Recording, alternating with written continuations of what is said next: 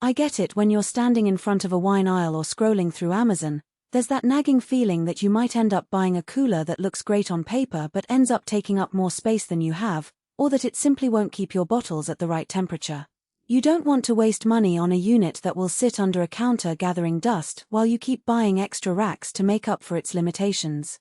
That's why I'm breaking down the Summit 24-inch wine cellar and looking at the real everyday trade-offs before you click add to cart. Link is in the description if you want to check the product details on Amazon. First off, the biggest draw of the Summit model is its shallow depth, just 18 inches. For anyone with a kitchen island, a tight bar nook, or a boutique storefront that can't accommodate a full-size chest, that footprint can be a lifesaver. It's essentially a tall cabinet that slides right into a standard 24-inch opening, which means you can repurpose an existing built-in space without major remodeling.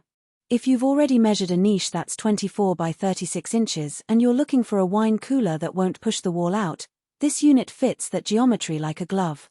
But the shallow profile comes with a price: limited interior volume. The specs list a 33-bottle capacity. In practice, that means you can comfortably house a standard 750 milliliters bottle of each of your favorite reds, whites, and maybe a few sparkling or dessert wines, but it's not a solution for a serious collector who wants to store a couple hundred bottles.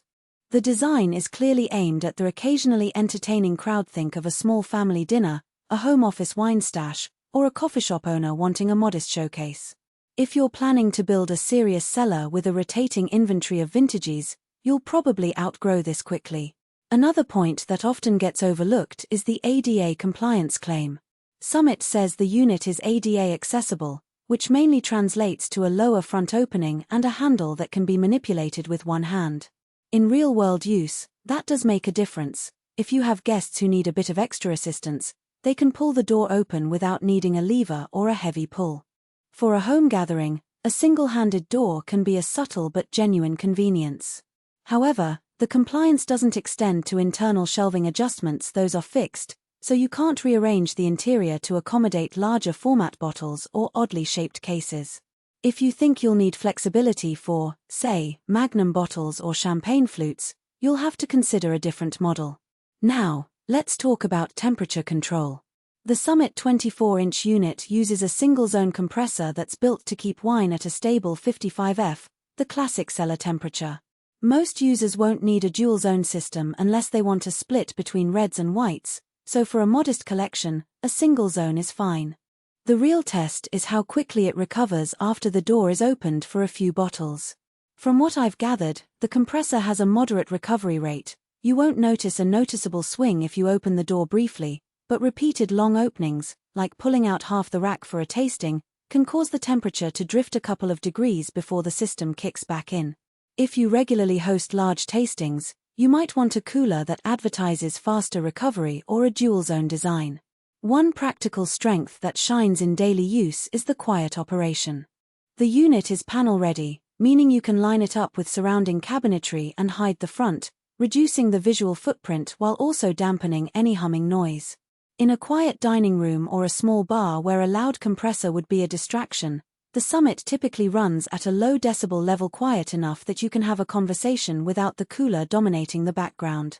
In my own kitchen, I've had the unit sit under a countertop for weeks, and the only sound I notice is a faint, distant whir, hardly enough to interfere with a TV show. On the flip side, the panel not included detail is something that trips up first-time buyers. The cooler is designed to be fitted with a custom front panel that matches your existing cabinetry, but you have to source that panel separately. If you're not comfortable with a little DIY or don't have a carpenter on hand, you could end up with an unsightly metal face that clashes with your kitchen decor. The purchase isn't just the cooler, you need to budget for the panel, which can add $50, $100 depending on material and finish. For someone who wanted a plug-and-play solution, this extra step may be a deal-breaker. Another hidden trade-off is the internal lighting. The Summit model uses a simple LED strip that illuminates the bottles when the door is opened.